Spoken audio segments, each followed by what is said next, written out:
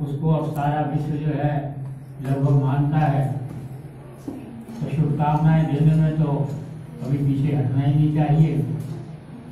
तो जो भी वर्ष प्रारंभ होता है, चाहे वो किसी का भी हो, वो हमें ये संदेश देता है कि हमारा जीवन जो है कुछ गुजर गया और कुछ आगे बढ़ रहा है। प्रश्न ये उठता है कि ये जीवन है क्या। एक अंग्रेजी के लेखक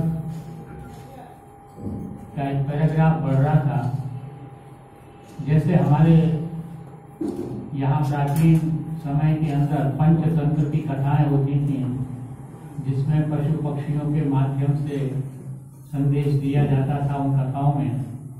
उसी का अनुसरण करते हुए वो अंग्रेजी का लेखक लिखता है कि रात्रि जो है वो प्रारंभ हो गई थी। सारे पशु पक्षी अपने अपने बिलों में, घोंसलों में, अपने घरों में चले गए थे। चारों तरफ शांत वातावरण था।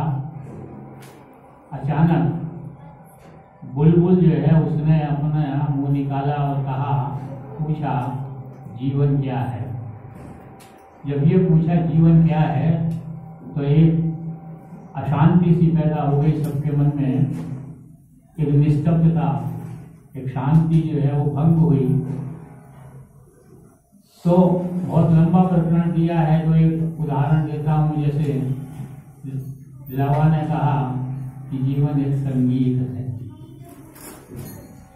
बिल में से झांकते हुए छछूंदर ने कहा कि नहीं, संगीत नहीं है, यह अंधकार के अंदर श्रम है, मेहनत है, अंधकार के अंदर संग्राम है। अपनी आकार से अधिक का तिनका उठाते हुए चलती हुई चींटी ने कहा नहीं, जीवन एक संग्राम है, जीवन एक श्रम है। इसी प्रकार सबने अपने अपने जो है वो विचार व्यक्त किए। उकाव उतनी देर में उड़ता आकाश में जाने लगा, कहने लगा नहीं, जीवन स्वतंत्रता है, जीवन शक्ति है। इसी में पास में कोटरे की पाठशाला की एक विद्यार्थी ने अपना पढ़ाई अंत की, पढ़ाई समाप्त की, अपनी पुस्तक को बंद किया। तो उसने भी ये बात सुनी, तो उसने कहा नहीं, जीवन एक पाठशाला है। प्रातःकाल होनी प्रारंभ हो गई। इसी कस्मकस में फूल जो है खिलने लगे। एक गुलाब की कली जो है वो फूल बनने विकसित हो रही थी। तो उसने कहा जीवन विकास है। और जब वो फूल बनने लगी तो उसके ऊपर एक भंवरा आके बैठ गया। उससे पूछा, उसने कहा जीवन एक आनंद है। और इतने ही देर में जो है प्रातःकाल हुई, भोर हुई, और उषा की पहली सुनहरी किरण ने पृथ्वी के ऊपर स्पर्श किया। और स्पर्श कहते हुए कहा ये कुछ नहीं है, जीवन एक यात्रा है। वास्तव में जो है जीवन एक यात्रा है, और इस यात्रा, और हम सब जो हैं इसके मुसाफिर हैं, यात्री। हम अपनी अपनी यात्राएं कर रहे हैं, और उन यात्राओं के अंदर क्या होता है कि हमको विभिन्न परिस्थितियां मिलती हैं। हम मोटर से, बस से, रेल से यात्रा करते हैं। कभी हमको हरियाली मिलती है, कभी पहाड़ दिखाई देते हैं, कभी नदियां दिखाई देती हैं, कई झरने दिखाई देते हैं। और जहाँ ये प्राकृतिक विविधता दिखाई देती है, उसके साथ साथ कहीं संगीत सुनने को मिलता है, तो कहीं चीखें सुनने को मिलती है, कहीं मुस्कुराहट दिखाई देती है, तो कहीं आंसू दिखाई देते हैं, कहीं मान मिलता है तो कहीं अपमान मिलता है, कहीं आनंद मिलता है तो कहीं दुख मिलता है। तो इस प्रकार की विषम परिस्थितियों के अंदर जो है ये जीवन जो है वो हमारा आगे बढ़ रहा है। अब प्रश्न ये उठता है कि इस जीवन को जिया कैसे। और इस संबंध में अनेकों प्रकार की मान्यताएं विश्व के अंदर प्रचारित। एक मान्यता है जो आजकल ज्यादा प्रभावी है। ज्यादातर लोग उस मान्यता के अनुसार अपना जीवन बिताते हैं, और वो पाश्चात्य संस्कृति की मान्यता है, जिसका उद्देश्य क्या है कि ईट, ड्रिंक एंड बी मैरी, खाओ पियो और मौज उड़ाओ। ये वास्तव में हमारे ही देश के एक चिंतक हुए हैं चारवाक, उनके द्वारा प्रस्तुत किया गया जो है ये दर्शन है। जिसको चारवाक संस्कृति कहते हैं, वो क्या कहते हैं कि यावत जीवेत सुखम जीवेत रंग कृत्वा घृतम पीवेत भस्मीभूतस्य देहस्य पुनरागमन कुतः, कि जब तक जियो सुख से जियो, कर्ज लो और घी पियो, अगला जन्म किसने देखा है। और उन्होंने फिर इस जीवन को इस आधार पर चलाने के लिए 5 मकार प्रस्तुत किए कि इनके आधार पर जीवन जियो। और वो 5 मकार थे मध्य, मांस, मैथुन, मीन और मुद्रा। इनके आधार जीवन बिताओ। लेकिन इसके आधार पर जो जीवन बिता रहे हैं उनको भी सुख नहीं मिलता, सुख की खोज में ही भटकते रहते हैं। आप बेंगलोर के जरा सड़कों पर जाकर के देखिए, चारों तरफ इतनी भीड़ भागती जा रही है, भागती जा रही है, भागती जा रही है। क्या उद्देश्य है कि जीवन में मुझे ये प्राप्त करना है कि साइकिल लेनी है, साइकिल लेनी तो स्कूटर लेना है, स्कूटर लेनी तो कार लेनी है, मुझे सुख सुविधाएं जो है और सारी। क्योंकि इस संस्कृति का जो मूल सूत्र है वो क्या है कि आवश्यकता आविष्कार की जननी है।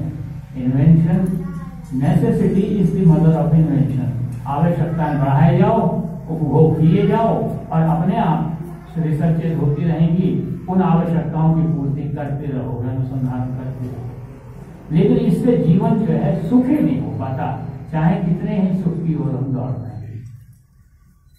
जैसा मैंने कहा, बेंगलोर के भीड़ भरे चौराहों पर देखिए एक भागदौड़ सी मची हुई है, कोई संतुष्ट नहीं है, कोई सुखी नजर नहीं आता। और जीवन को सुखी बनाने की तरफ जो है हम दौड़ लगा रहे हैं। एक दूसरा वर्ग देखिए, किसी जो है मठ में चले जाइए, आश्रम में चले जाइए, उनसे कहो कि भाई संसार के अंदर ही क्या तमाशा चल रहा है, सब जो है रोगाराट मच रही है, सब रो रहे हैं, सब जीत रहे हैं, कोई संतुष्ट नहीं है। वो कहते हैं हमें इससे कोई लेना देना नहीं है, हमने सब छोड़ दिया। ये कौन सी संस्कृति को मानते हैं? ये बुद्ध की संस्कृति को मानते हैं। बुद्ध ने कहा कि जगत जो है सारा क्या है, दुखों से भरा। इसलिए इस जगत को छोड़ दो।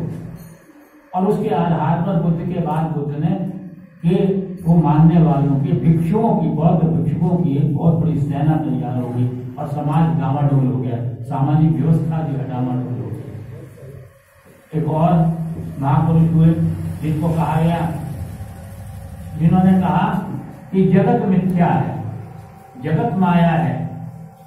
और उनके लिए क्या कहा गया? उन गुरु को कहा गया ये जगत गुरु हैं, वो जगत गुरु हैं। और जगत गुरु क्या कहते हैं कि जगत मिथ्या है। तो किस चीज के गुरु हुए वो? कोई झूठ के गुरु हुए, क्योंकि जगत का मतलब तो मिथ्या है। तो एक तरफ ये कहा गया सब छोड़ दो, एक तरफ क्या कहा गया सब ग्रहण कर लो। एक तीसरा वर्ग और है जिसको हम मानते हैं, वो कहते हैं भाई भोग भी आवश्यक है और त्याग भी आवश्यक। वो है वैदिक संस्कृति, जिसको आर्य समाज मानता है। वो कहता है कि तेन त्यक्तेन भुंजीथा मां गधा कस्य सुधनम, कि त्याग पूर्वक जीवन व्यतीत करो, भोग तो करो। क्यों भोग करो? क्योंकि ईश्वर ने प्रकृति का निर्माण किया है, सृष्टि का निर्माण किया है। और क्यों किया है? उपभोग के लिए किया है। ईश्वर को तो उपभोग करना नहीं है प्रकृति का, इस सृष्टि का। ये सृष्टि बनाई है ईश्वर ने, किसके लिए? हमारे लिए, भोग के लिए। तब इसका भोग करो। कैसे भोग करो? तब उन्होंने कहा कि भाई ये जो जीवन है इसको बांट दो। तो क्या कहा कि 4 भागों में बांट दिया गया। इस जीवन के 4 पड़ाव निर्धारित कर दिए गए, क्योंकि हमारा स्वयं की जो प्रवृत्ति है, जो वृत्ति है, वो कैसी है? वो परिवर्तनशील है। क्योंकि प्रकृति परिवर्तनशील है, हम प्रकृति का उपभोग करते हैं, इसलिए हम भी परिवर्तनशील, हम भी परिवर्तन चाहते हैं। अगर ज्यादा मीठा खा रहे हैं, मीठा खाते खाते उकता जाएंगे, मन करेगा कुछ नमकीन खा लें। ज्यादा नमकीन खा लेंगे तो मन करेगा कुछ खट्टा खा लें। ज्यादा देर तक बैठे रहेंगे तो मन करेगा कि अब खड़े हो जाएं। खड़े होंगे तो मन करेगा अब चलना शुरू कर दें। चलेंगे थक जाएंगे, मन करेगा थोड़ा आराम कर लें, लेट जाएंगे। तो जीवन के अंदर परिवर्तन भी बना रहे, जीवन का उद्देश्य भी प्राप्त हो जाए, इसलिए हमारी संस्कृति में इस जीवन को 4 भागों में बांट दिया गया।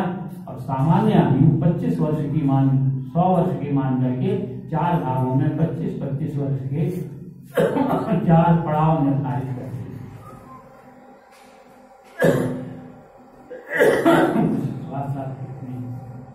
पहला पड़ाव जो है वो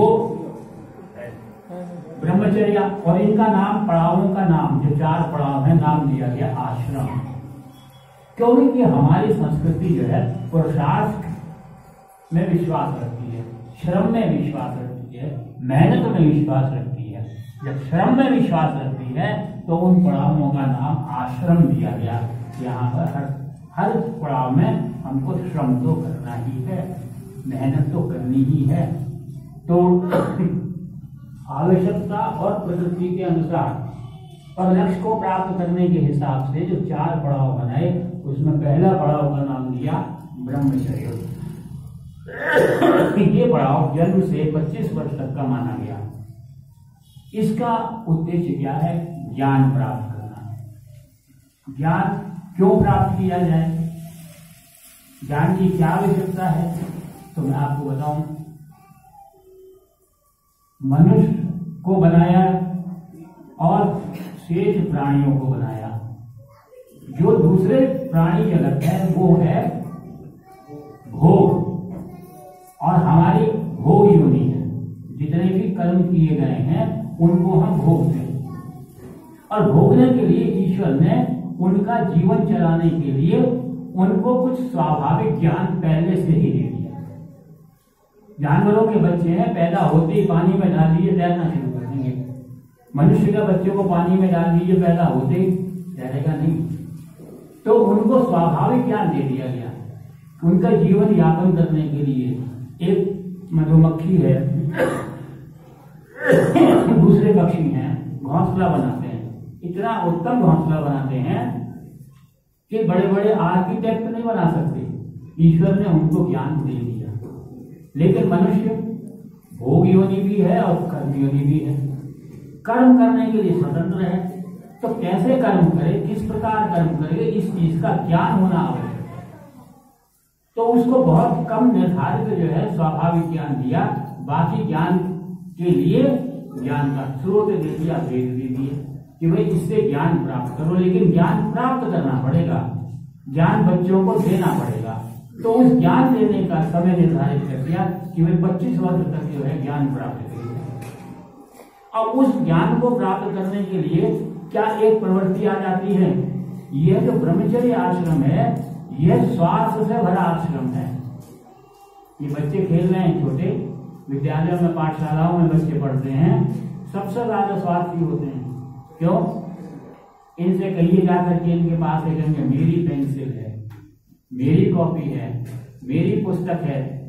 स्कूल में जाएंगे, मेरा स्कूल है, मेरी मैडम है, मेरे टीचर हैं, और यही सब कुछ है, दूसरा कोई कुछ नहीं है।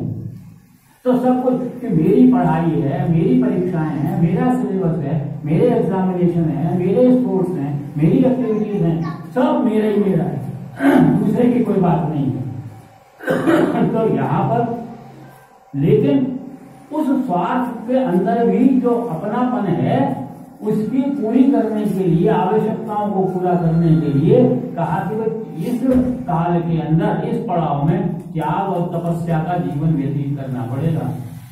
यहाँ तो सूखे चने खाने पड़ेंगे, यहाँ तो जमीन पर सोना पड़ेगा, यहाँ तो अगर सिधाना नहीं है तो भी पत्थर लगा लो सिर के नीचे।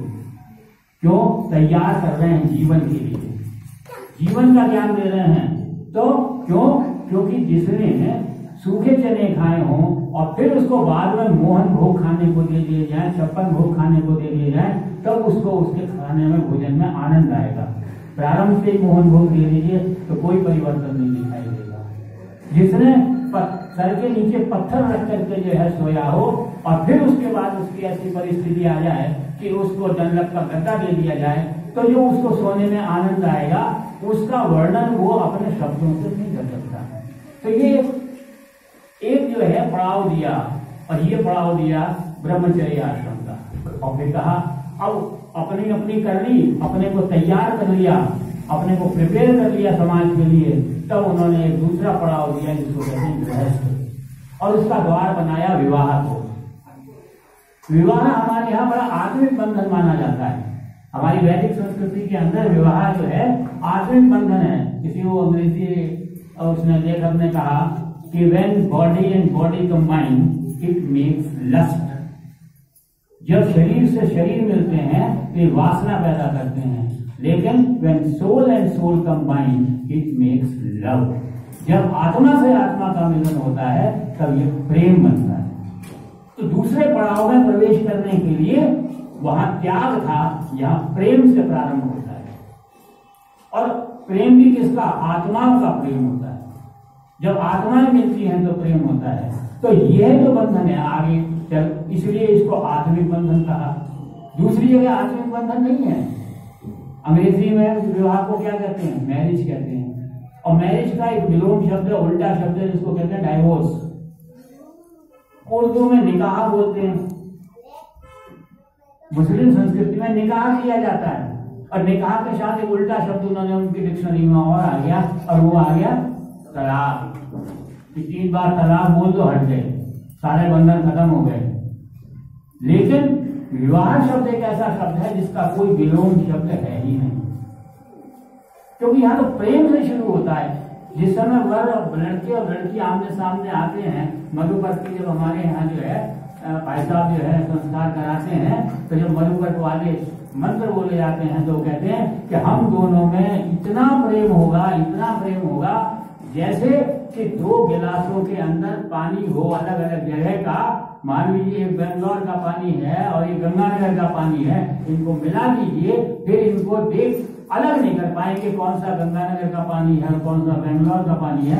हम आपस में इतना प्रेम करें, और इस प्रेम के आधार से जो है वो आगे जो है क्या होता है, विवाह होता है, फिर वो दंपत्ति बनते हैं, फिर संतान होती है तो परिवार बनता है, और फिर उस परिवार का पालन पोषण करना उनका उद्देश्य हो जाता है। तो जैसे ग्राफ पेपर होता है, 2 अक्ष होती हैं, 90 डिग्री के ऊपर काटते हैं तो बीच के बिंदु को मूल बिंदु कहते हैं, वो दंपत्ति मूल बिंदु होता है। एक तरफ की अक्ष में जो है वो पति के जो है सारे रिश्तेदार होते हैं, संबंधी होते हैं, माता पिता चाचा भाई बहन सब होते हैं, मित्र होते हैं। और उसकी दूसरी साइड में वधू के जो है रिश्तेदार होते हैं, उसके माता पिता भाई बहन सारे चाचा भतीजे भांजे सब होते हैं। और ऊपर की तरफ जो अक्ष जाती है वो कौन होते हैं? जो अपने जीवन से ऊपर के होते हैं, अपनी आयु से ऊपर के होते हैं। माता है, पिता है, दादा दादा नानी नाना, ये सब जो होते हैं, ताऊ ताई सब जो है ये ऊपर की अक्ष में जाते हैं, और नीचे भतीजे हैं जो अपने से नीचे होते हैं। तो ये जो पूरा एक ग्राफ के अक्षों के ऊपर बढ़ रहा है परिवार, इस परिवार का पूरा, इस परिवार को संचालित करने का, इसको एक मुट्ठी में बनाए रखने का, इसकी उन्नति का, इसकी प्रगति का दायित्व जो है वो इस आश्रम के अंदर होता है, गृहस्थ के अंदर होता है। तो वो उसको धारण करता है। इसीलिए गृहस्थ का जो विवाह करते हैं तो इसको राष्ट्र यज्ञ कहा जाता है, क्योंकि जब परिवार को मिलाएंगे, परिवार मिलेगा, परिवार में संगठन होगा तो समाज संगठित होगा, समाज संगठित होगा तो राष्ट्र संगठित हो जाएगा। तो इसके लिए निर्धारित कर दिया कि भाई यहाँ पर प्रेम भी है, त्याग भी है, भोग भी है, सब। चलो भोग की भी आवश्यकता है, केंद्र त्याग भी है, भोग भी है। यहाँ पर वेद कहता है शत हस्त समाहे सहस्रार्थ संकीर्ण, 100 हाथों से कमाओ, खूब कमाओ, और 1000 हाथों से दान करो। तो कमाने वाली भोग की प्रवृत्ति, कमाने की प्रवृत्ति, ये सारी प्रवृत्तियां जो हैं ये इसके अंदर है। अब 25 वर्ष इसके निकल गए। अब इसके बाद आ जाता है तीसरा पड़ाव आता है। अब अगर हम आज ये सामाजिक दृष्टि से देखें तो ब्रह्मचर्य आश्रम के अंदर अनेकों परिवर्तन हो गए, कुछ विकृतियां भी आ गई, गृहस्थ के अंदर भी परिवर्तन हुए और विकृति भी आ गई। यह जो आठवीं बंधन का, इसको लव किस जैसे और लिव इन रिलेशनशिप जैसे आंदोलन जो है खड़े हो गया, जो भोगवाद के ऊपर आधारित किया। सेम सेक्स की मैरिजों के जो है अदालतों के द्वारा जो है निर्णय दे दिए गए, जिन्होंने इस गृहस्थ को जो है विकृत कर दिया। लेकिन फिर भी इसका रूप हमारे सामने है। लेकिन एक तीसरा पड़ाव और है जो आज बिल्कुल अंदर ध्यान हो चुका है, और मैं यहां पर देख रहा हूं, अगर आप संख्या देखें तो 2/3 लोग वो बैठे हैं जो ना तो ब्रह्मचारी हैं न गृहस्थ के जो आयु के हैं, वो तीसरे पड़ाव के लोग हैं। आप गिनती कर लीजिए, लगभग 60-70% यहाँ पर जो समाज में बैठे हुए हैं वो तीसरे पड़ाव वाले हैं। और आज हमारा तीसरा पड़ाव जो है वो नजर ही नहीं आता। तीसरा आश्रम जो है वो कहीं दिखाई ही नहीं देता। गृहस्थ विकृत रूप में तो है, इसकी तो विकृति भी नहीं है। और वो तीसरा आश्रम कौन सा है? वो है जब हम 50 से ऊपर हो जाए। अब यहाँ तो आयु के अंदर परिवर्तन हो गया। कहीं कहते हैं कि भाई 25 + 25 50 के बाद तीसरा पड़ाव शुरू करिए। हमारा सामान्य समाज जो है उसके अंदर इसको नया नाम दिया, और उन्होंने कहा, जिसको हमने वानप्रस्थ कहा, उन्होंने कहा ये सीनियर सिटीजन है। तो भाई सीनियर सिटीजन कौन होगा? कि भाई 60 साल से ऊपर के जो है सीनियर सिटीजन हो जाएंगे। जो सर्विस करते हैं तो कहीं पर 58 साल में रिटायर कर देते हैं, कहीं 60 साल में रिटायर करते हैं, कहीं 62 में करते हैं, कहीं 65 में करते हैं, कहीं 70 में करते हैं। ठीक है, इसमें कोई आपत्ति नहीं है। समय में आयु के अंदर परिवर्तन किया जा सकता है, क्योंकि हमारे ब्रह्मचर्य आश्रम में ही जो है हमारी संस्कृति ने परिवर्तन जो है वो उसकी परमिशन अनुमति दी है। उनका ब्रह्मचारी 3 प्रकार के होते हैं। एक जो वो होते हैं जो 24 साल तक ब्रह्मचर्य रखते हैं, एक वो होते हैं जो 36 साल तक रखते हैं, एक वो होते हैं जो 48 साल तक रखते हैं। तो जो 48 साल तक रहेगा तो भाई गृहस्थ धारण करेगा तो कुछ तो गृहस्थ में चलाएगा, तो ऑटोमेटिकली अपने आप ही जो है स्वाभाविक रूप से जो है वो तीसरे आश्रम में प्रवेश करने के लिए उसकी आयु जो बढ़ जाएगी।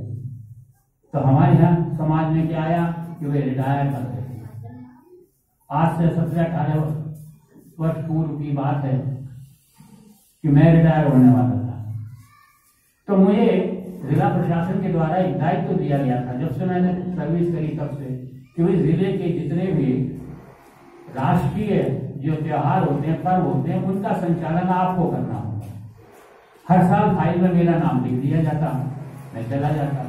17 वर्ष पूर्व हमारे जिला कलेक्टर के बैठक हुई है उसके कमरे में स्वतंत्रता दिवस के आयोजन के लिए। तो एक एक बिंदु से वो निर्धारित करते हुए कौन क्या व्यवस्था करेगा, कैसा करेगा, ड्यूटी व्यवस्थी है। तो जब संचालन की बात आई तो मैंने हाथ खड़ा कर दिया, बोले हाँ कहिए क्या कहना चाहते हैं। मैं कहा sir I am going to be retired now. तो कलेक्टर महोदय ने कहा mister Bhatnagar, retired but not tired. आप रिटायर हुए, टायर्ड नहीं है।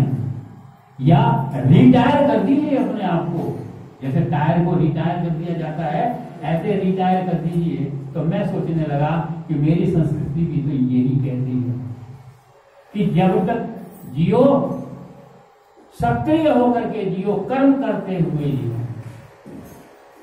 जिजी विषय छद्मपन समा, जिजीविषा रखो, इच्छा रखो 100 वर्ष जीने की और उससे भी ज्यादा जीने की इच्छा रखो। तो जिजी विषय छद्मपन समा, लेकिन कुर्मण्य हुए कर्माणी, कर्म करते हुए 100 वर्ष तक जीने की इच्छा रखो। और अगर तुम बिना कर्म किए हुए 100 वर्ष तक जीने की इच्छा रखते हो तो उसकी अनुमति नहीं दी जाएगी। इच्छा मत रखो। अगर कर्म नहीं करना चाहते तो इसलिए हमारे यहाँ जो वानप्रस्थ आश्रम है वो कुर्मण्य हुए कर्माणी जिजीविषय छद्मपन समा के सिद्धांत को लेकर के चलता है। रिटायर का मतलब ये नहीं है कि हम कर्म से विमुख हो जाएं, कर्म करना छोड़ दें। अंतर क्या है? अंतर ये है कि पहले हम अपनी जीविका का यापन करते थे, हम कमाते थे।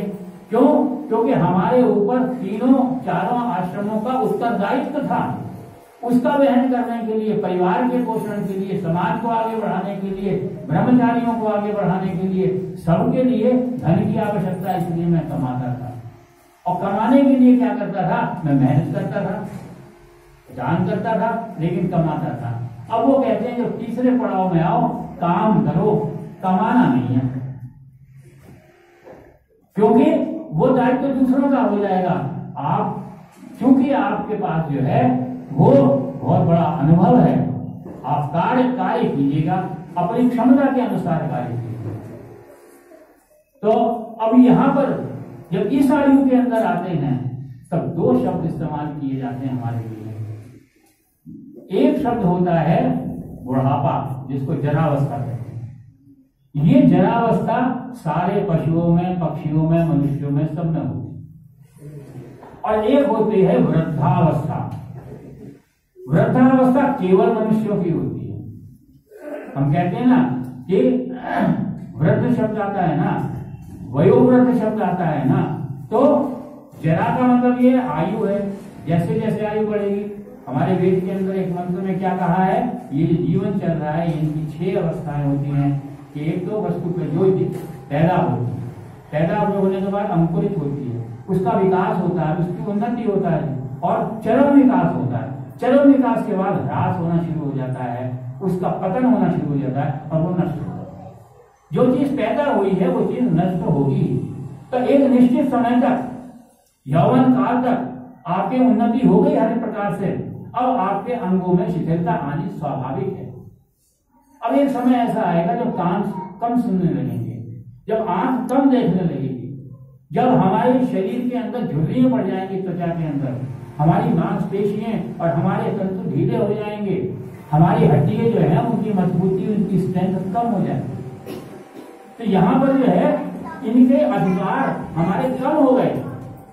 लेकिन ईश्वर ने क्या कहा कि भाई तुम्हारे तो केवल जरावस्था नहीं है, तुम्हारी वृद्धावस्था भी है, इसलिए एक तरफ से जो अधिकार तुम्हारे लिए गए हैं तो दूसरी तरफ के अधिकार जो है वो आपको ज्यादा दे दिए गए हैं, क्योंकि आपका केवल शरीर नहीं है, आपके पास बुद्धि है। बुद्धि है तो आपका बौद्धिक स्तर बढ़ेगा, वृद्धि होगी। तो हम कहते हैं क्या आप कौन हैं कि ये जो है ज्ञान वृद्ध हैं, इन्होंने ज्ञानों के अंदर अपनी वृद्धि की हुई है, वो हैं, इसलिए ये हमारा मार्गदर्शन करते हैं। कैसे हैं ये? ज्ञान वृद्ध हैं। एक व्यक्ति है जो जीवन के अनेकों क्षेत्रों के अंदर काम करता है, हर जगह का उसको एक्सपीरियंस प्राप्त होता है, फाइनेंस का भी होता है, एस्टेब्लिशमेंट का भी होता है, दूसरा एडमिनिस्ट्रेशन का भी होता है, टीचिंग का भी होता है। वो कहता है इसको तो हर क्षेत्र का, ये कौन है? ये अनुभव वृद्ध है। तो वो वृद्धावस्था जो है वो हमारे किसके लिए है, किस काम के लिए है? वो हमारे वानप्रस्थ जीवन के लिए है। वहां पर हमसे कहते हैं आप जो है वो ज्ञान वृद्ध है, हमारा ज्ञान बढ़ाइए। आप आयु वृद्ध हैं, हमें आयु बढ़ाने के लिए है तो सूत्र दीजिए। आप अनुभव वृद्ध हैं, एक्सपीरियंस हैं आप, तो आपके अनुभव से हमारा मार्गदर्शन कीजिए। तो इसलिए कार्य तो करना है, लेकिन कार्य का थोड़ा रूप बदल जाएगा। एक तो शारीरिक श्रम खत्म हो जाएगा और शारीरिक की जगह जो बौद्धिक है, जो मानसिक है, जो चेतना वाला है, चेतनता वाला है, जो आध्यात्मिक क्षेत्र है, उसका क्षेत्र हमारा बढ़ता चला जाएगा। वहां हमारा अधिकार बढ़ता चला गया, वृद्धि हो रही है उसमें, इसलिए हम वृद्धावस्था के अंदर आते हैं और उस वृद्धावस्था में हम काम करते हैं और जब भी आवश्यकता पड़ती है तो मार्गदर्शन मिलता है। तो हमारी प्राचीन वैदिक संस्कृति में, वैदिक युग में क्या परंपरा थी कि भाई जब गृहस्थ छोड़ दिया तो अब धीरे धीरे ट्रांजिशन पीरियड है, आपका स्थानांतरण हो रहा है, आप थोड़ा मोह को छोड़ दो, आप राग को छोड़ दो, आप आगे बढ़ो। तो वो कहते थे भाई वनों में चले जाएंगे, वन में चले जाते थे, वन पर लेकर के वहां गुरुकुलों के अंदर आश्रमों में चले जाते थे। लेकिन क्या संरचना थी उस वक्त, भौतिक संरचना क्या थी? क्योंकि वैदिक संस्कृति का वैदिक युग जो है वो वन प्रधान था, फॉरेस्ट डोमिनेटेड था, चारों तरफ वन ही वन होते थे, उनमें गुरुकुल होते थे, आश्रम होते थे, पीठ होते थे, ये सब हुआ करते थे। वहां पर पढ़ाइयां होती थी, वहां पर सन्यासी होते थे, वानप्रस्थी होते थे, शहर छोटे छोटे खुले होते थे, तो वो आपस में संपर्क स्थापित कर लेते थे। लेकिन आज परिस्थिति क्या है? आज वो प्राकृतिक वन समाप्त हो गए और कंक्रीट के, सीमेंट के जंगल खड़े हो गए। आज बेंगलोर जैसे, दिल्ली जैसे, कलकत्ता जैसे विशाल नगर खड़े हो गए। अट्टालिकाएं 20-20 स्टोरी के जो है बिल्डिंग्स खड़ी होगी और जंगल कटते चले। तो आप भाई कैसे चले जाए? इसका मतलब वानप्रस्थ नहीं रह सकते। नहीं, जंगल में भागने का नाम ही केवल वानप्रस्थ नहीं है। शहर में रह करके भी, परिवार के साथ रह करके भी आप जो आपकी प्रवृत्ति है उसको निवृत्ति में परिवर्तित करिए। थोड़ा मोह कम करिए और समाज से मोह को बढ़ा दीजिए। निरंकारी भाव से रहिए। वानप्रस्थ के जो मूल सूत्र हैं, वो सूत्र क्या है? पहला सूत्र है वानप्रस्थ का कि प्रवृत्ति को निवृत्ति में बदलना प्रारंभ कर दो। पहले आपकी प्रवृत्ति थी, एटीट्यूड था, अब उस एटीट्यूड को हटा दो, अब निवृत्ति की ओर चलो, अब अपरिग्रह की ओर चलो। पहले चीजें इकट्ठी करते थे, अब नहीं, अब चीजें इकट्ठी नहीं करनी है, अब छोड़नी है, और फिर त्याग की ओर चलो। तो यह जो वृत्तियां हैं, इनको धारण करना जो है वानप्रस्थ है। अगर अकेले रहने की बात है, मैं इतना ही कह दूं कि चलो भाई शहर में अकेले रह लेते हैं, तो उससे वानप्रस्थ नहीं होगा। वो हमारे जीवन को दुख देगा। वानप्रस्थ लेंगे तो हमें जीवन में सुख मिलेगा और हम दूसरों को सुख देंगे।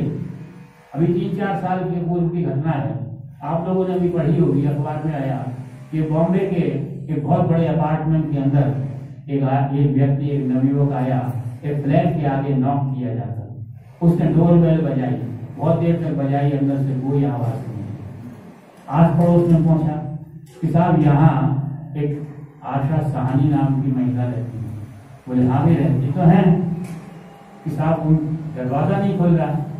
तो 2.5-3 महीने पहले जो है वो मिली थी और उन्होंने कहा था मेरा मन नहीं लगता, मैं अपने बेटे से जो यूएस में है उससे संपर्क साधना चाहते, फोन नहीं मिलता, मेरा अकेले में मन नहीं लगता।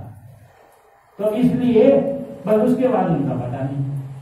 जब ये देखा कि आप कौन है? कि मेरा नाम ऋषिराज साहनी है, मैं उनका बेटा हूं, उनसे मिलने आया। जब दरवाजा नहीं खुला तो पुलिस को बुलाया गया। पुलिस की उपस्थिति में दरवाजा तोड़ा गया तो देखा गया कि पलंग के ऊपर एक बिल्कुल डीजेनरेट क्षत विक्षत हुआ, तब केवल मात्र कंकाल पड़ा है, कुछ हड्डियां बिस्तर के ऊपर है, कुछ लटकी हुई है, कुछ जमीन पर। पुलिस ने पूछा हमसे कि महाराज ऋषिराज जी, आप ये बताइए, नाम तो ऋषिराज है आपका, आप भी अपनी माता से कब बात हुई? तो बोले 14 अप्रैल को हुई। तो बोले 14 अप्रैल को हुई? कौन सी 14 अप्रैल? कौन से सन की 14 अप्रैल? वो छुपाना चाह रहे थे, क्योंकि इस साल की 14 अप्रैल तो 2.5-3 महीने पहले थी, और 2.5-3 महीने पहले अगर किसी की मृत्यु है तो ये स्थिति शव की नहीं हो सकती, लाश ऐसी नहीं हो सकती। पहले लाश सड़ती है, गलती है, कीड़े पड़ते हैं, चींटियां पड़ती हैं, दुर्गंधी पैदा होती है, और धीरे धीरे वो टिके होती है, क्षत विक्षत होती जाती है, फिर कंकाल रह जाता है। कंकाल भी जो है वो क्षत विक्षत होने लगता है, क्योंकि शरीर 5 तत्वों में से मिलकर बना है, अपने अपने तत्वों में मिलते चले जाते हैं, लेकिन ये प्रक्रिया बड़ी लंबी होती है। इसीलिए हमारे यहाँ अंत्येष्टि का प्रावधान किया गया है, ताकि 5 तत्व में शीघ्रता के साथ बिना किसी विषैले कीटाणुओं, विषाणुओं को, बैक्टीरिया को समाज में फैलाए हुए, वातावरण में फैलाए हुए हम इसको ठिकाने लगाने इस शरीर को, इस शव को। ये तो नहीं है। तो बोला जी 2014 में मिला। जब ये स्थिति होती है, केवल मन जाने की प्रवृत्ति, केवल अलग रहने की प्रवृत्ति अगर वानप्रस्थ है तो ऐसी दुर्दशा होती है मनुष्य की। यह कब होता है? ये तब, यह वानप्रस्थ कब होना है? जब आपकी प्रवृत्ति वैसी हो। बिल्कुल नाता नहीं तोड़ना, धीरे धीरे जो है वो परिवार से अलग होना है। क्योंकि पहले भी तो यही था कि परिवार के जन आया करते थे, जब वानप्रस्थ ले लेते थे तो ले लेने के बाद वो संकल्प धारण कर लेता था, एक व्रत लेता था, आजकल तो व्रत क्या है कि साहब आज मंगलवार का व्रत है, आज तो साबूदाने के जो है पापड़ खा लेंगे और टोटू का हलवा खा लेंगे और ये खा लेंगे। क्या है कि आज मेरा मंगलवार का व्रत है। वो कहते हैं ये किसी महिला का जो व्रत था, बूढ़ी माई का, 4 बेटे थे, उसने कहा बेटा आज मेरा एकादशी का व्रत है। बड़े बेटे से कहा, वो दूसरे से कहा, वो तीसरे से, चौथे से कहा कि ठीक है माँ ठीक है। सब अपने अपने काम पर चले गए। बड़े ने छोटा माँ का जो है व्रत है, दुकान पर गया कि भाई 1 बाल्टी दूध ले जाना, माँ का व्रत है। दूसरा हलवाई की दुकान पर गया कि भाई खोए की माँ की चीजें दे देना। तीसरे ने कहा, एक हलवाई की दुकान पर गया कि यार को थोड़ा सा कोटू का जो है वो पूरी पकौड़े वगैरह बना के माँ को दिया ना। सबने एक एक टोकरा जो है वो भर के भिजवा दिया, एक ने फल भिजवा दिए। शाम को चारों सब इकट्ठे हुए तो सबके मन में था आज माँ का व्रत है, और सबने बताया मैंने ये चीज भिजवाई है कि आज तो अच्छा माल खाने को मिलेगा। लेकिन जब घर पहुंचे तो बड़े ने कहा माँ मैंने दूध भिजवाया था 1 बाल्टी करके, कि हाँ बेटा मेरा व्रत था ना।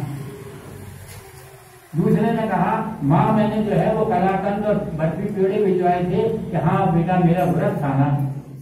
चारों को एक डायलॉग बोला। चारों बेटे जो है छत पर जाकर बोले मोहल्ले वालों अपने बाल बच्चों को संभाल कर रखना, हमारी माँ का व्रत है। ये व्रत लगने लगा। व्रत क्या है? अभी 3-4 दिन पहले एक हिंदी के आजकल बड़े चढ़े कवि माने जाते हैं कुमार विश्वास, आपने भी शायद नाम सुना हो उनका। राजनीति में भी अपनी पूरी दखलंदाजी रखते हैं, अच्छे हैं, श्रृंगार रस के बहुत अच्छे कवि हैं, गंभीर कविताएं भी बहुत अच्छी, मैं उनकी कविताएं बहुत सुनता हूँ। तो एक बार वो भाषण दे रहे थे। वो रहने वाले हैं दिल्ली के पास गाजियाबाद। तो दिल्ली के पास का एरिया ये बुलंदशहर है, गाजियाबाद है, मेरठ है, ये शामली, ये सारा इलाका जो है। तो किसी जमाने में आज से समझिए 30-40 साल पहले की बात है कि वहां एक बहुत बड़े सेमिनार थे, उनका नाम था लटूरी सिंह। तो लटूरी सिंह जो थे वो आर्य समाज के भी बहुत अच्छे व्याख्याता थे, आर्य समाज के सिद्धांतों पर विश्वास रखते थे, आर्य समाज का उपदेश भी देते थे, लेकिन चौधराहट भी पक्की करते थे, नेता भी तगड़े थे, बड़े जिम्मेदार भी थे।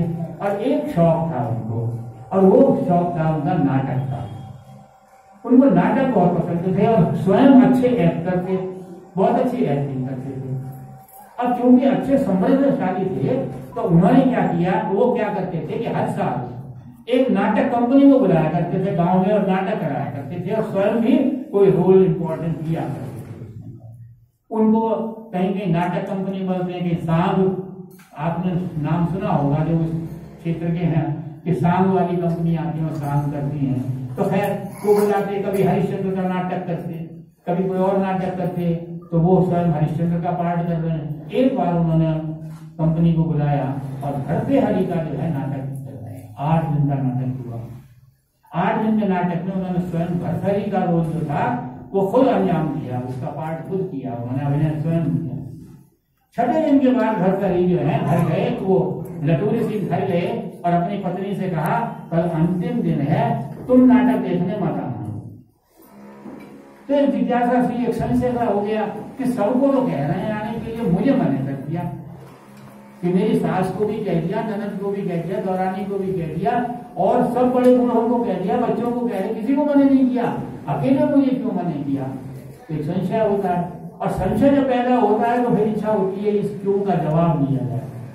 तो नाटक शुरू हुआ तो लटूरी सिंह की जो पत्नी थी वो अपने आप को रोक नहीं पाई, और जहाँ नाटक हो रहा था वहां एक जो मकान था उसकी छत पर जाकर जहाँ दूसरी महिलाएं बैठी हुई थी, पर्दा करके घूंघट ताड़ करके और बैठ गई नाटक के। उस नाटक में क्या था, उस अंक में क्या था नाटक के कि भरतहरि जो है सारा साम्राज्य छोड़ देते हैं, सब त्याग देते हैं और वर्कर वस्त्र धारण कर लेते हैं, वानप्रस्थ संन्यास धारण करने की घोषणा कर देते हैं। भरतहरि मैं सब राजपाट त्याग रहा हूं। अब उन्होंने भी सब, क्योंकि नाटक के अंदर तो सारा कॉस्ट्यूम्स जो है पहने जाते हैं, उन्होंने सारे वो जो है गेरुआ वस्त्र वस्त्र धारण किए और बहुत अच्छा एक्टिंग किया, खूब तालियां बजी। जब नाटक समाप्त हो गया लोगों ने कहा महाराज अब कपड़े तो बदल दो कम से कम। बोले नहीं, अब तो जो व्रत ले लिया तो ले लिया, चाहे नाटक में लिया चाहे जैसे भी लिया, अब तो यही वस्त्र धारण करूंगा। घर पर गए, घर पे उनके भाई ने, उनके भतीजे ने, सबने उनको समझाया कि भाई साहब ये नाटक था, अब छोड़ो। बोले नहीं, अब तो मैंने पक्का इरादा कर लिया, व्रत धारण कर लिया, अब तो समाज की सेवा करूंगा, घर गृहस्थी से दूर होऊंगा। और वो जो कमंडल उन्होंने लिया था नाटक के अंदर ड्रेस रूम से, वो साथ ले आए और पत्नी के आगे बोले मैंने मना किया था मत आना और तुम नाटक देखने आई, अब माता भिक्षा दे ही, हे माता भिक्षा दे दो, पत्नी से कह दिया। और उस व्रत को धारण किया और फिर उस लटूरी सिंह ने जो सामाजिक कार्य किए, तो कहते हैं उस क्षेत्र में सैकड़ों की संख्या में स्कूल खोले, कॉलेज खोले, ITI खोले और मेडिकल कॉलेज तक खोला और उनके नाम महात्मा लटूरी सिंह वैदिक कॉलेज, वैदिक स्कूल, ये सारे नाम। तो ये है हमारी संस्कृति, जो कि इसकी है वानप्रस्थ की संस्कृति है।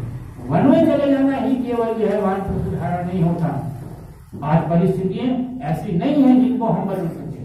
गुरुदेव रविन्द्रनाथ टैगोर ने प्रार्थना लिखी है और प्रार्थना लिखी है कि हे ईश्वर, मुझे इतनी शक्ति दे जो मैं अपने अनुरूप सबको बना सकूं, समाज को बना सकूं, दूसरों को बना सकूं। और अगर हे ईश्वर ऐसी स्थिति न बन पाए तो मैं उनकी परिस्थिति के अनुकूल बन जाऊं, अपने अनुकूल ना बन सकूं तो उनके अनुकूल बनकर के काम करने लगूं और तब तक करूं जब तक कि मैं अपने अनुकूल ना बना दूं। तो रविन्द्रनाथ टैगोर जो हैं वो इस बात को कहते हैं, ठीक है आज परिस्थितियां वो नहीं है और इनको बदल भी नहीं सकते। आज अगर आर्य समाज इस बात का वो करे, बात करे कि साहब हम बदल देंगे, तो आज बेंगलोर को, दिल्ली को, कलकत्ता को नहीं बदला जा सकता। आज इन मल्टी स्टोरी बिल्डिंग को आप ढा नहीं सकते। ढाई तो तभी ला सकती है जब कोई जो है विचलित हो जाए और वो तो सर्वनाश हो जाए। तो उस स्थिति के अंदर जो है, और जिन्होंने, और एक नहीं, एक लटूरी सिंह नहीं, पूरा इतिहास जो है इस बात का गवाह है। श्रीपाद दामोदर सातुलेकर ने 75 वर्ष की आयु में वेदों की व्याख्या करी। आपके बेंगलोर में ही है पंडित सुधाकर चतुर्वेदी, लगभग 125 साल की उम्र है उनकी। मैं जब आया था मुझे पता लगा, मैं उनके दर्शन करने के लिए चरण स्पर्श किए। उन्होंने चारों वेदों का कन्नड़ भाषा के अंदर ट्रांसलेशन किया है। हमारे आर्य समाज में हुए हैं नारायण स्वामी, महात्मा नारायण स्वामी। 75 वर्ष की आयु में उन्होंने संस्कृत पढ़नी प्रारंभ करी थी, क्योंकि वो उस युग में थे जब यहाँ की भाषा, राजकीय भाषा उर्दू थी और वो उर्दू, अरबी और फारसी के प्रकांड विद्वान थे। आर्य समाज के बड़े बड़े जो सम्मेलन किए, जो शताब्दियां की, उसके अंदर सिद्ध हस्त थे महात्मा नारायण स्वामी। लेकिन अंत समय में क्या किया, संस्कृत पढ़ी और उपनिषदों की अनूठी और अनुपम व्याख्या की उन्होंने, समस्त उपनिषदों। मुझे जब कभी कोई उपनिषद पढ़ने का होता है तो दूसरी कोई उपनिषद तो पढ़ता हूं, लेकिन पहले महात्मा नारायण स्वामी द्वारा लिखित जो है पहले उसको पढ़ लेता हूं, क्योंकि अद्भुत लिखी है, मनोवैज्ञानिक तरीके से लिखी है। स्वामी श्रद्धानंद इसी आयु के अंदर जो है उन्होंने दलितोद्धार का कार्य किया था और केरल गए थे और बेंगलोर से होकर के गए थे। आपके जो बीबी वीरमाली समाज में वहां ठहरे थे, इसीलिए उसका नाम श्रद्धानंद भवन रखा गया है। और शुद्धि का जो डंका बजाया था इसी आयु में जो है बजाया था स्वामी श्रद्धानंद ने। इसी वानप्रस्थ के आयु के अंदर उन्होंने जो है वो शुद्धि का आंदोलन किया था। वो ये गुरुकुल महाविद्यालय जालपुर के संस्थापक थे स्वामी दर्शनानंद जी। स्वामी दर्शनानंद ने अपने जीवन के अंतिम समय के अंदर जो है वो दर्शनों का अध्ययन किया था, दर्शनों की व्याख्या की थी, फिलॉसफी की व्याख्या की थी। और ये भी कोई आर्य समाज ने ठेका ले रखा हो ऐसी बात नहीं है। आप विश्व का इतिहास देख लीजिए। कीर्ति ने जो है वो 80 साल की उम्र के अंदर यूनानी भाषा जो रची थी। जैसे ने 90 साल की उम्र में जो है वो कैरेक्टर ऑफ मैन जो है एक अद्भुत जो है पुस्तक लिख कर दी थी। एलिजाबेथ लॉन्गफेलो की जो सर्वश्रेष्ठ कविताएं हैं अंग्रेजी की, वो उसके अंतिम समय की कविताएं हैं। सोना ग्लासटन जो है वो शायद 83 वर्ष की उम्र में यूएस के जो है प्राइम मिनिस्टर बनेंगे। मोरारजी देसाई 85 साल की उम्र में जो है भारत के प्रधानमंत्री बने और सफल प्रधानमंत्रियों में से उनका नाम जो है आज भी लिया जाता है। सोमरफील्ड ने जो है वो 90 साल की उम्र के अंदर जो है एटॉमिक एंड माइक्रोस्कोपिक फिजिक्स लिखी। मैथिली शरण गुप्त का सर्वश्रेष्ठ काव्य साकेत उनके अंतिम समय की जो है वो रचना है। गुरुदेव रविन्द्रनाथ टैगोर को उनकी अद्भुत ग्रंथ के ऊपर नोबेल प्राइज मिला था, नोबेल पुरस्कार मिला था, वो भी गीतांजलि, जो उनके अंतिम आयु वर्ग के अंतिम आयु के समय के लिखी हुई रचना। एक नहीं सैकड़ों उदाहरण। गुरुकुल महाविद्यालय में बात मैंने अभी करी, एक लेखक है सुरेश कुमार विद्याधर, बहुत अच्छे लेखक हैं, बहुत पुस्तकें लिखती हैं, बहुत लेख लिखते, बहुत सारे व्यक्ति इसमें छपे, बहुत अच्छे वक्ता हैं। गुरुकुल महाविद्यालय ज्वालापुर के वो स्नातक थे। एक बार मन आया कि चलो गुरु जी से मिलकर के आता हूँ। गुरु जी से मिलकर के आए तो गुरु जी से जो मिलने गए तो साथ में अपने एक सहपाठी क्लास में को भी लेके डॉक्टर अनंतानंद को, वो आयुर्वेदाचार्य थे। जब जाके जिस कमरे में बैठे तो देखा कि पंडित नरदेव जी जो हैं वो बैठे हुए चौकी पर अध्ययन कर रहे हैं। उन्होंने दरवाजा खटखटाया, नरदेव जी ने देखा तो देखते ही पहचान गए। तो एक बच्चे की तरह से, जैसे बच्चे उछल रहे हैं, इस तरह से नरदेव जी उछल करके और जाकर के सुरेश का जो है आलिंगन कर दिया। अरे सुरेश, तूने तो कमाल कर दिया, तू तो मुझसे भी बहुत आगे बढ़ गया। तो अनंतानंद जी कहते हैं कि पंडित जी, इस 80 वर्ष की आयु में भी आप इतने सक्रिय हैं, इतना काम कैसे कर लेते हैं? तो पंडित जी कहते हैं कि भाई, आयु का संबंध जो है, कार्य का संबंध और आयु का संबंध जो है वो वर्ष से नहीं होता। मैं अपने आप को 80 वर्ष का बालक मानता हूँ और तुम्हें बहुत सारे ऐसे लोग मिलेंगे जिनकी आयु बहुत अधिक होगी और देखने में वो युवा दिखाई देते होंगे, और बहुत से ऐसे भी होंगे जो युवावस्था भी नहीं हुई होगी जिनकी, और वो 80 साल के बूढ़े दिखाई देंगे। तो इसका संबंध मन से होता है, बुद्धि से होता है, चित्त से होता है और आध्यात्म से होता है। जिसकी ईश्वर के साथ लगन लगनी शुरू हो जाती है, उसकी कार्य क्षमता जो है वो बढ़ती चली जाती है। तो यह जो वानप्रस्थ है, जो आज हमारे आर्य समाज से भी जो है आज आर्य समाज के, क्षमा कीजिएगा, आर्य समाज के वानप्रस्थ आश्रम भी जो है, वहां पर जाइए, आपको स्थान मिलेगा, आपको कमरा भी मिल जाएगा। लेकिन अगर आप बीमार पड़ गए तो तुरंत आपके परिवारजनों को लेटर लिख देंगे, फोन कर देंगे, साहब तबीयत खराब हो गई है, ले जाओ इनको। तो वानप्रस्थ पे चलना आसान काम तो नहीं है, लेकिन असंभव नहीं है। संभव कर सकते हैं अगर हमारी इच्छा शक्ति जो है अच्छी हो, और वो इच्छा शक्ति हमारे लिए स्वयं के लिए होगी, क्योंकि ईश्वर के साथ मोक्ष की तरफ जाना, समाज की उन्नति करना, यह, और जो इसको करेंगे वो सुखी रहेंगे।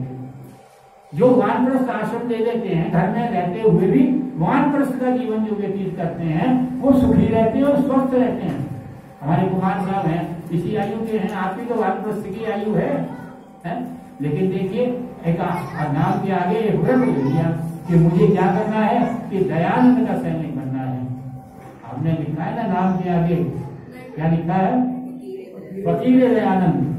दयानंद का प्रतिक्रिया फकीरी धारण कर ली, वानप्रस्थ ले लिया और सक्रिय होकर के वानप्रस्थ। तो आज आवश्यकता इस बात की है कि हमको चाहे सामाजिक रूप से हो, चाहे व्यक्तिगत रूप से हो, हमको इस वानप्रस्थ आश्रम को वास्तव में देखा जाए तो सबसे ज्यादा काम करने का आनंद अगर किसी आश्रम में आता है तो इसी में आता है, क्योंकि इसके अंदर ना तो कमाना पड़ता है और ना गंवाना पड़ता है, देना ही देना पड़ता है, करना ही करना पड़ता है। ऑब्लिगेशन ही ऑब्लिगेशन है, देना नहीं है, देना ही देना है। तो ईश्वर हमको वो शक्ति प्रदान करे कि हम, क्योंकि यहाँ पर सारे जो है वो मुझे गिनती के नेगलिजिबल संख्या के अंदर वानप्रस्थ से नीचे के व्यक्ति दिखाई दे रहे हैं, इसलिए अचानक मेरे दिमाग में आया इस वानप्रस्थ के बारे में आर्य समाज के मन से भी कोई नहीं कहता। ब्रह्मचर्य की बात कर लेते हैं, गृहस्थ की बात कर लेते हैं, संन्यास की बात कर लेते हैं। बहुत सारे तो ऐसे हैं जो संन्यास को इतना आगे बढ़ा देते हैं। अच्छे लोगों को संन्यास ले लेना चाहिए, तो मैंने इससे पूछा, मैंने कहा श्रीमान जी ये बताइए, अगर अच्छे लोग संन्यास ले लेंगे तो गृहस्थ क्या गुरु को लेना चाहिए, खराब लोगों को लेना चाहिए? आश्रम चलेंगे कैसे? तो ईश्वर हमको वो शक्ति प्रदान करे, सामर्थ्य प्रदान करे कि हम वानप्रस्थ का व्रत, वानप्रस्थ का संकल्प जो परिस्थितियां हैं उसमें रहकर के ही धारण करने की ईश्वर हमको शक्ति प्रदान करे, ताकि हम अपना भी उत्थान कर सकें और समाज का भी उत्थान